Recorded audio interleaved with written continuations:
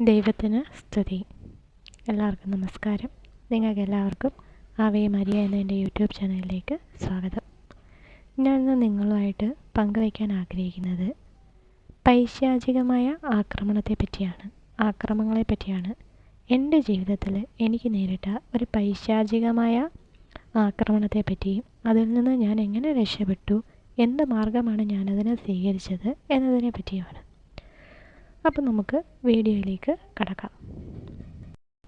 ഇത് നടക്കുന്നത് രാത്രിയിലാണ്. സാധാരണ എല്ലാവരെയും പോലെ ഞാൻ രാത്രിയാകുമ്പോൾ ഒരു 10 മണി 10:30 ആകുമ്പോഴത്തേനും കിടന്ന് ഉറങ്ങും.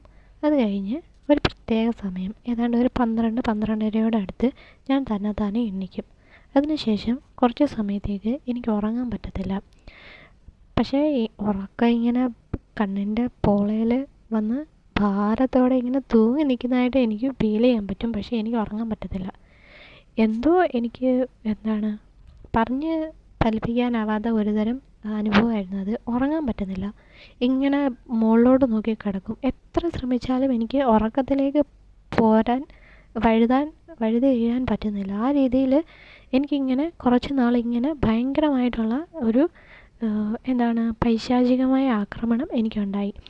ഇങ്ങനെ സ്ഥിരമായിട്ട് 10-10:30 ആകുമ്പോൾ കിടക്കും. സ്ഥിരമായിട്ട് ഒരു 12-12:30 ആകുമ്പോഴത്തേനും തന്നെത്താനെ ഞാൻ ഉറക്കത്തിൽ നിന്ന് എണ്ണിക്കും. പിന്നെ എനിക്ക് ഉറങ്ങാൻ പറ്റത്തില്ല.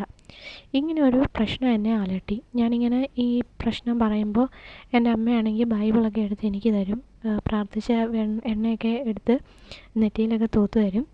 പക്ഷേ അതൊന്നും ഫലവത്താവാതെ ഇരുന്നപ്പോൾ അതിനിടയ്ക്ക് ഞാനിങ്ങനെ വളരെ പേടിപ്പിക്കുന്ന സ്വപ്നങ്ങളൊക്കെ കണ്ടു തുടങ്ങി. അപ്പോൾ ആർക്കും എന്നെ സഹായിക്കാൻ പറ്റാതെ എല്ലാവരും ഒരു നിസ്സഹായ അവസ്ഥയിലേക്ക് നിൽക്കുമ്പം ഞാനിങ്ങനെ ഒരു ദിവസം രാത്രിയിലിരുന്ന് ചിന്തിക്കുകയാണ്. ആ സമയത്തൊക്കെ എനിക്ക് രാത്രിയാവുന്ന സമയമാകുമ്പോഴത്തേനും എനിക്ക് ഒരുമാതിരി ഒരു പേടി വരും.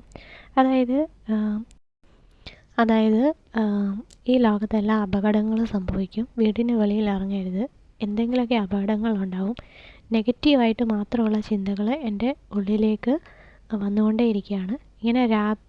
ഇങ്ങനെ സൂര്യാസ്തമയം കഴിഞ്ഞ് രാത്രിയിലേക്ക് പാതിരാത്രിയിലേക്ക് അല്ലെങ്കിൽ ത്രിസന്ധ്യയിലേക്കൊക്കെ ഇങ്ങനെ കടക്കുന്ന സമയത്ത് രാത്രിയിലേക്ക് പോകുന്തോറും ഈ നെഗറ്റീവ് ചിന്തകളുടെ ആധിക്യം ഇങ്ങനെ കൂടി വരികയും ഇതിങ്ങനെ എന്നെ ടെൻഷൻ അടുപ്പിക്കുകയും ഞാനിങ്ങനെ ഓവറായിട്ട് ചിന്തിക്കുകയും വെറുതെ ഒരു കാര്യമില്ലാത്ത കാര്യങ്ങൾക്ക് വേണ്ടി ഇങ്ങനെ ഓവറായിട്ട് ചിന്തിച്ച് ടെൻഷൻ അടിച്ച് അതിൻ്റെ മനസ്സമാധാനം കളയുകയും പിന്നെ അതെന്നെ ഇങ്ങനെ ഭയപ്പെടുത്തുകയൊക്കെ ചെയ്യുന്ന ഒരുമാതിരി വല്ലാതൊരു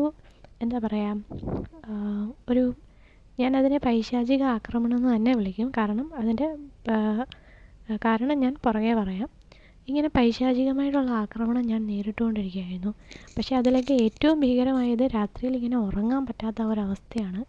ഇങ്ങനെ രാത്രിയിൽ ഒരു പ്രത്യേക സമയത്ത് എണീറ്റിട്ട് പിന്നെ ഉറങ്ങാൻ പറ്റത്തില്ല. ഭീകരമായ ഒരവസ്ഥയാണ്. ആ സമയത്ത് ഞാൻ തന്നെത്താനെ ഇങ്ങനെ ഇരുന്ന് ചിന്തിക്കുകയാണ് ഈ അവസ്ഥയെപ്പറ്റി. എനിക്ക് ഇങ്ങനെ ഉറങ്ങാൻ പറ്റുന്നില്ല. രാത്രിയിൽ എനിക്ക് ഉറങ്ങാനേ പറ്റുന്നില്ല. ഇതെന്ത് ചെയ്യും? ഇതെന്താണ് ഇതിനുള്ളൊരു പോംവഴി? എനിക്ക് മാത്രമേ ഇതുണ്ടാവുന്നുള്ളൂ, അതോ ഈ ലോകത്തുള്ള എല്ലാവരും ഇങ്ങനെയുള്ള എന്തെങ്കിലുമൊക്കെ പ്രശ്നങ്ങൾ നേരിടുന്നുണ്ടോ? ഇങ്ങനെയൊക്കെ ഞാനിരുന്ന് ചിന്തിക്കുകയാണ്. അപ്പം ഞാനിങ്ങനെ തന്നെത്താനെ എൻ്റെ മനസ്സിൽ ചിന്തിച്ചു, രാത്രിയിലെ പേടി, രാത്രി മാത്രം ഉണ്ടാകുന്ന പേടി. രാവിലെ ആകുമ്പോൾ കുഴപ്പമൊന്നുമില്ല. രാവിലെ നെഗറ്റീവ് ചിന്തകളൊന്നും എൻ്റെ മനസ്സിൽ വരത്തില്ല.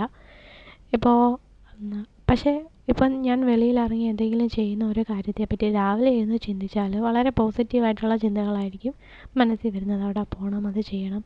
അതേ കാര്യം തന്നെ ഒരു ത്രിസന്ധിക്കോ രാത്രിയിലോ ഇരുന്ന് ചിന്തിച്ചു കഴിഞ്ഞാൽ പെട്ടെന്ന് ഭയം എന്നെ കീഴ്പ്പെടുത്താൻ തുടങ്ങും. അങ്ങനെ പോയാൽ അങ്ങനെ സംഭവിച്ചാലോ, ഇന്ന് എന്തെങ്കിലും അപകടങ്ങളുണ്ടായാലോ, അതുകൊണ്ട് പോകണ്ട.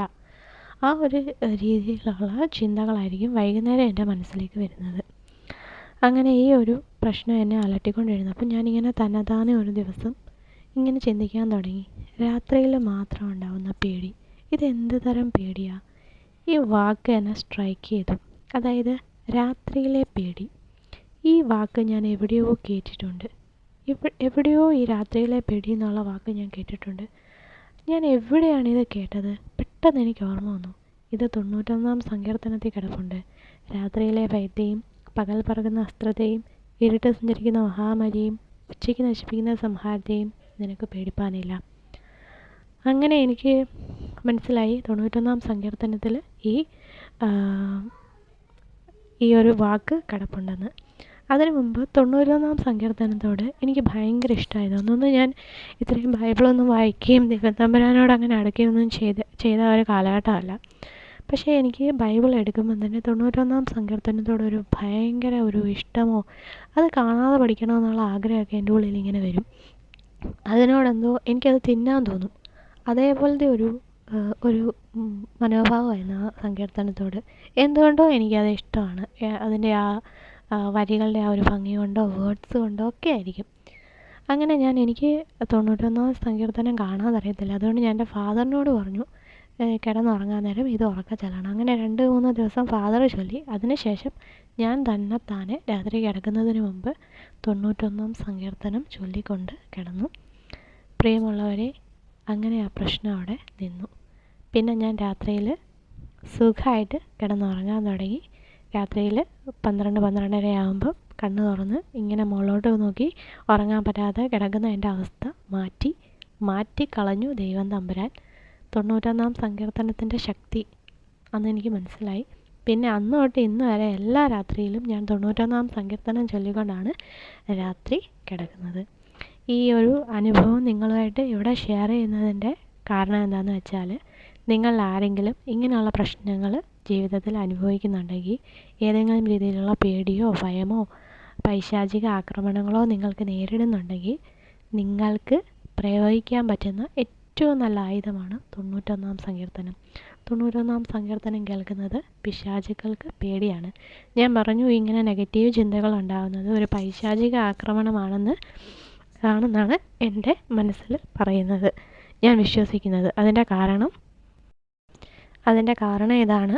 ഈ 91-ാം സങ്കീർത്തനം ചൊല്ലിയതിന് ശേഷം അങ്ങനെ ഒരു പ്രശ്നം എനിക്കുണ്ടായില്ല. പിന്നെ കുറച്ച് നാൾ കഴിഞ്ഞപ്പോഴത്തേനും ഉണ്ടായി. അത് വേറൊരു കഥയാണ്. പക്ഷേ അത് പിന്നെ മാറി. പക്ഷേ എന്നെ ഇങ്ങനെ ബുദ്ധിമുട്ടിച്ചുകൊണ്ടിരുന്ന ഈ പ്രശ്നം മാറി എന്നുള്ളതാണ്. കാരണം അത് ഒരു പൈശാചിക ആക്രമണമാണ്. ഈ അധ്യായം പിശാചുക്കളെ പേടിപ്പെടുത്തുന്ന ഒരു അധ്യായമാണ് 91-ാം സങ്കീർത്തനം. പിശാചുക്കളെ ഓടിക്കാനായിട്ട് ചൊല്ലുന്ന സങ്കീർത്തനമാണ് 91-ാം സങ്കീർത്തനം. ഞാനിത് രാത്രിയിൽ ചൊല്ലിക്കൊണ്ട് കിടക്കുമ്പോൾ എന്നെ ആക്രമിക്കാൻ വരുന്ന പിശാച് ഇത് കേട്ടിട്ട് പേടിച്ച് ഓടി. അങ്ങനെ അതിനെന്നെ ആക്രമിക്കാൻ കഴിയാതെ പിന്നെ എനിക്ക് സുഖകരമായ ഉറക്കം ലഭിച്ചു. അതുകൊണ്ട് ഞാൻ ശക്തമായിട്ട് വിശ്വസിക്കുന്നു അതൊരു പൈശാചിക ആക്രമണം ആയിരുന്നെന്ന്. അങ്ങനെ രാത്രിയിലോ അല്ലാതെയോ ഡിപ്രഷനോ നെഗറ്റീവ് ചിന്തകളോ ഒക്കെ നിങ്ങൾക്ക് വരികയാണെങ്കിൽ നിങ്ങൾക്ക് പ്രയോഗിക്കാൻ പറ്റുന്ന ഏറ്റവും ശക്തമായ ആയുധമാണ് 91-ാം സങ്കീർത്തനം. 91-ാം സങ്കീർത്തനത്തിന് ഭയങ്കര ശക്തിയാണ്. നിങ്ങളത് ദിവസവും ചൊല്ലിക്കൊണ്ട് കിടക്കണം. കൊച്ചു കുഞ്ഞുങ്ങൾക്കൊക്കെ എന്തെങ്കിലും രീതിയിലുള്ള പേടിയോ ഭയമോ ഒക്കെ ഉണ്ടെങ്കിൽ നിങ്ങൾ അവരെ കൊണ്ട് 91-ാം സങ്കീർത്തനം ചൊല്ലിക്കണം. ത്രിസന്ധ്യ ആകുമ്പോഴത്തേനും ഉറക്കെ 91-ാം സങ്കീർത്തനം ചൊല്ലുന്നതും, അല്ലെങ്കിൽ ഇങ്ങനെ സ്പീക്കറിലൊക്കെ ഇട്ട് 91-ാം സങ്കീർത്തനം രാത്രിയിൽ കേൾക്കുന്നതൊക്കെ വളരെ നല്ലതാണ്.